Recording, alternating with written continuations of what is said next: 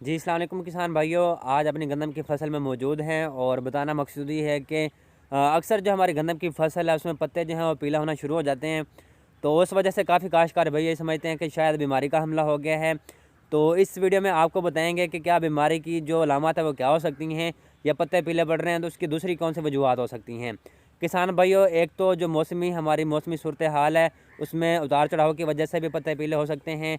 और अक्सर का जो गंदम के निचले पत्ते हैं वो भी पीले हो जाते हैं, वो पुराने पत्ते होते हैं, या फिर कोई हमारे खुराक के अज्जा नाइट्रोजन वगैरह, ज़िंक वगैरह उसकी कमी हो जाए तो फिर भी हमारे जो गंदम के पत्ते हैं वो पीले हो जाते हैं।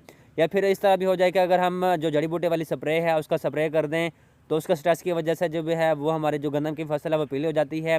या धुंध की वजह से भी जो है इस तरह के मामला देखने को मिल जाते हैं, स्ट्रेस की वजह से भी मामला आ जाते हैं।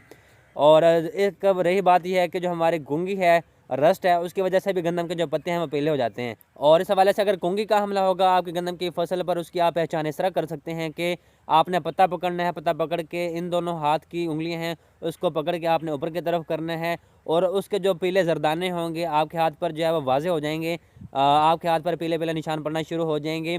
तब आप इसको जो है वह पहचान सकते हैं कि वाकई आपकी गंदम की फसल पर जो है घुंगी का हमला हो चुका है। लेकिन अगर आप इसको इस तरह पत्ते को पकड़ कर ऊपर करते हैं और आपके हाथ जो है वो जंगनुमा नहीं होते और जो है वो साफ़ होते हैं, तो शामिल ने किसी खुराक की या दूसरी वजूहत जो मैंने बताई हैं उसकी वजह से ये मामला हो सकते हैं।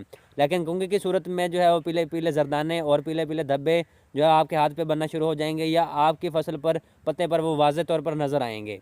और यहाँ पे जैसे मैंने बताया, आपने पत्ते को पकड़ना है, पत्ते को पकड़ के आपने ऐसे ऊपर करना है। ऊपर करेंगे तो आपके हाथ पर जो है वो पीले पीले जरदाने होंगे या धब्बे होंगे, तो आपको पता चल जाएगा कि घुंगी का हमला है या नहीं है। तो फिर आपको जो है वो स्प्रे करने की ज़रूरत है या नहीं, वो उस हिसाब से आपको पता चल जाएगा। अगर इस तरह अलामत नज़र नहीं आती तो आपने स्प्रे नहीं करनी। जी बहुत शुक्रिया, जज़ाकल्लाह। ये हमारी फसल देख सकते हैं जो हमने बताया आपको।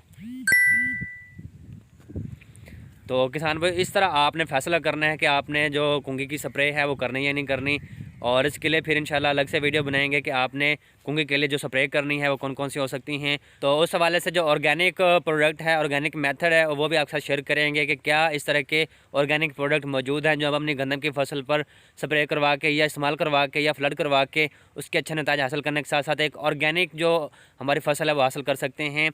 और इस हवाले से हमने किसान भाइयों को ऑलरेडी ही जो है वो बताया हुआ ट्राइकोडर्मा के हवाले से। और इस हवाले से जो मुकम्मल वीडियो है इंशाल्लाह वो अगली वीडियो में आपके साथ शेयर करेंगे, इसकी तफसील आपके साथ लाजमी शेयर करेंगे।